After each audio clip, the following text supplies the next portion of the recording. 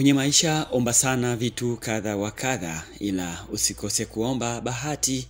Pia usisahau kuwa na vitu viwili, yaani juhudi na subira.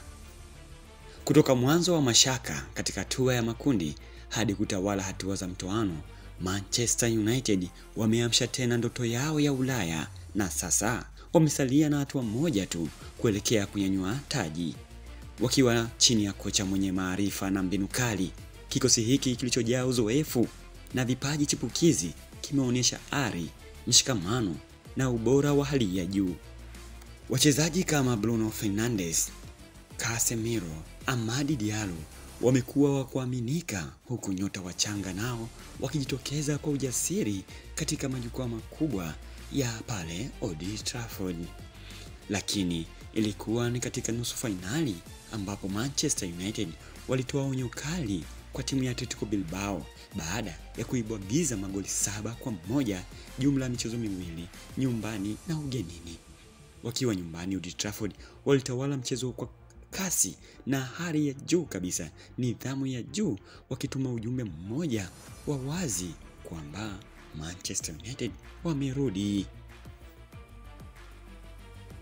Sasa macho yote yanaitazama fainali ya Europa League. Lengo ni moja tu, kurejea nyumbani na kikombe mkononi na kumaliza msimu kwa fahari ya juu kabisa. Saa zimeanza kuhesabiwa. Manchester United, klabu moja, ndoto moja, fainali moja. Licha ya kuwa katika nafasi ya 14 ya ligi kuu nchini Uingereza, hali hiyo haijawakatisha tamaa Manchester United kujifaharisha na kuwa miongoni mwa klabu bora zaidi duniani na klabu pendwa kabisa. Maana Manchester United inaenda kucheza fainali ya Europa League na timu ya Tottenham Hotspur. Zote hizi kumbuka zinatokea katika nchi ya Uingereza.